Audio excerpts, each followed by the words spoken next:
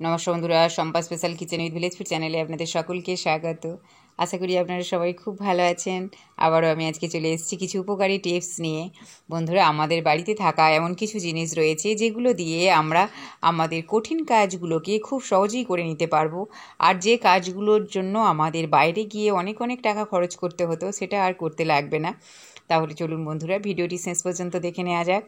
আর এই ধরনের নিত্য নতুন ভিডিও পেতে আমার এই চ্যানেলটিকে সাবস্ক্রাইব করুন, লাইক করবেন আর বন্ধুদের সাথে অনেক অনেক শেয়ার করবেন। আর যে সকল বন্ধুরা আমার এই চ্যানেলে নতুন, তাদেরকে আমার বিশেষ অনুরোধ, চ্যানেলটিকে সাবস্ক্রাইব করে পাশে থাকবেন। ভিডিওটি ভালো লাগলে অবশ্যই একটা লাইক করে দেবেন। বন্ধুরা, অনেক সময় হয় কি, বাজার থেকে যখন আমাদের বেশি করে ছোলা কিনে নিয়ে আসে, তখন সেই ছোলাগুলো তো পুরো আমরা খেয়ে ফেলতে পারি না। ছোলাগুলোকে আমরা কোনো এক কন্টেনারের মধ্যে নিয়ে রেখে দিই, কিন্তু এর ফলে কি দেখা যায়, ছোলাগুলোর মধ্যে পোকা লেগে গেছে আর ছোলাগুলো কোনোভাবে খাওয়া যাচ্ছে না। ফেলে দেয়া ছাড়া দেখা যাবে আর কোনো উপায় নেই। কিন্তু না বন্ধুরা, যদি আপনারা বাজার থেকে ছোলাগুলো কিনে আনার পর একটু পরিষ্কার করে বেছে নিয়ে তারপর যদি একটা পাত্রের মধ্যে ঢেলে নিয়ে হাতের মধ্যে অল্প একটু সরিষার তেল যদি ছোলার মধ্যে লাগিয়ে দেন, তাহলে দেখবেন কোনো রকমভাবে আর পোকা লাগছে না। দেখুন, আমি হাতের মধ্যে সরিষার তেল নিয়েছি আর সরিষার তেলটা আমি ছোলার মধ্যে ভালো করে মাখিয়ে দিচ্ছি। এর ফলে কি হবে না, সরিষার তেলের মধ্যে ঝাঁঝালো গন্ধ রয়েছে, এর কারণে কোনো রকমভাবে আর ছোলার মধ্যে পোকা লাগবে না। আর ছোলাটা আমরা বাজার থেকে ঠিক যেমনই কিনে এনেছিলাম ঠিক তেমনই থাকবে কন্টেনারের মধ্যে। দেখুন, পুরো ছোলাটা আমি হাতের সাহায্যে ভালো করে তেলটা মাখিয়ে নিচ্ছি, যাতে কোনো রকমভাবে ছোলার মধ্যে পোকা না লাগে। ছোট্ট টিপস, আশা করি আপনাদের খুবই কাজে আসবে। চলে যাচ্ছি পরের টিপসে। বন্ধুরা, এই রকম ভালো দামি দামি শাড়ি যখন আমরা বাইরে কোথাও পরে যাই, তখন কি হয় না, দেখা যায় সেফটি পিন মারার কারণে দেখা যায় সেফটি পিনের পিছন দিকে যে রিং মতো রয়েছে, ওর মধ্যে শাড়িটা ভিতরে আটকে যায়, গিয়ে ছিঁড়ে যাওয়ার ভয় থাকে। আপনারা এইভাবে পুরানো টিপ, যেগুলো আমরা ইউজ করার পর আঠা চলে গেছে, সেই টিপ যদি আমরা সেফটি পিনের মধ্যে লাগিয়ে নিয়ে তারপরে যদি আমরা শাড়ির মধ্যে সেফটি পিনটা লাগাই, তাহলে আর শাড়িটা কোনো রকমভাবে ছিঁড়ে সেফটি পিনের মধ্যে ঢুকছে না। আর আমাদের শাড়িটা যেমনই ছিল তেমনই থাকবে, কোনো রকম ছিঁড়ে যাওয়ার ভয় থাকবে না। দেখুন, আমি কত সুন্দরভাবে আটকে দিলাম টিপটা। ছোট্ট টিপস, আশা করি আপনাদের কাজে আসবে। বন্ধুরা, এখানে আমি গ্যাস ওভেনে চলে এসেছি। গ্যাস ওভেনটা আমার রান্না করার পর একটু নোংরা হয়ে গেছে, দেখতেই পাচ্ছেন। এটাকে আমি এখন ভালো করে পরিষ্কার করে নেব। বন্ধুরা, অনেক সময় দেখা যায় গ্যাস ওভেনটা পরিষ্কার করতে গিয়ে গ্যাস বার্নারের মধ্যে কোনো রকমভাবে জল পড়ে গেছে, কি কোনো রকমভাবে সাবান জল ঢুকে গেছে, তাতে কিন্তু অনেক সমস্যা দেখা দেয়। তাই বন্ধুরা, যদি আপনারা এইভাবে ছোট্ট একটা পলিথিন ভালো করে গ্যাস বার্নারের মধ্যে জড়িয়ে নেন, তাহলে দেখবেন কোনো রকমভাবে আর জল কিংবা সাবানের কোনো কিছুই আমাদের গ্যাস বার্নারের মধ্যে পড়ছে না। অন্য গ্যাস বার্নারটাও আমি একই রকমভাবে আরও একটি প্লাস্টিক দিয়ে মুড়িয়ে দিচ্ছি, যাতে কোনোভাবে কোনো কিছু না বার্নারের মধ্যে পড়ে যায়। দুটো বার্নার আমি সেমভাবে প্লাস্টিক ভালো করে জড়িয়ে নিলাম, নিয়ে এবার ভালো করে গ্যাস ওভেনটা পরিষ্কার করে নেব।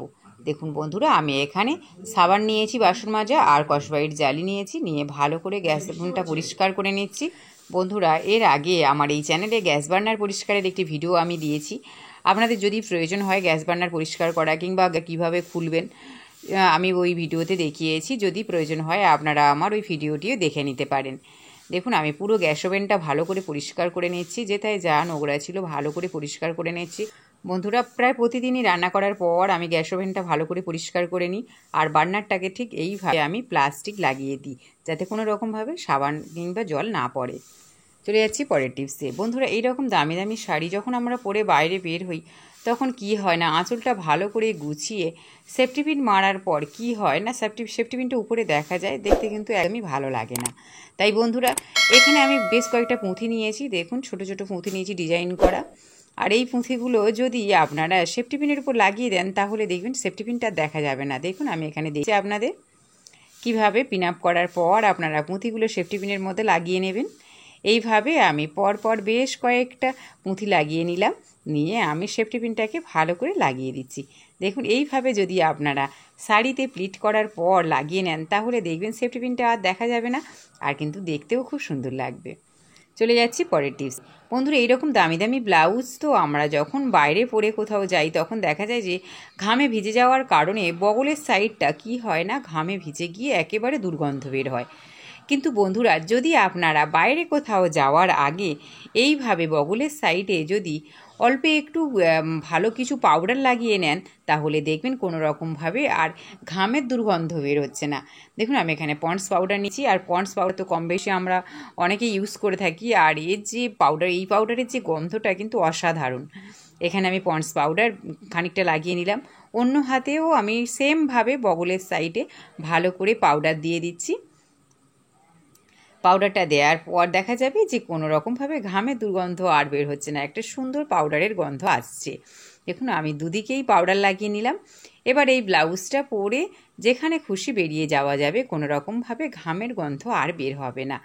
ছোট্ট টিপস বন্ধুরা, আশা করি আপনাদের খুবই কাজে আসবে।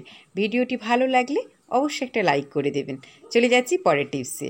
বন্ধুরা, ডিপ ফ্রিজের মধ্যে অনেক সময় কি হয় না, এতটাই বরফ জমে যায় যে এইরকম কোনো কন্টেনার যদি আমরা রেখে দিই, তাহলে কোনো রকমভাবে আর টেনে তোলা যায় না, খুব সমস্যা দেখা দেয়। সেই সঙ্গে বরফের ক্ষেত্রেও একই অবস্থা হয়।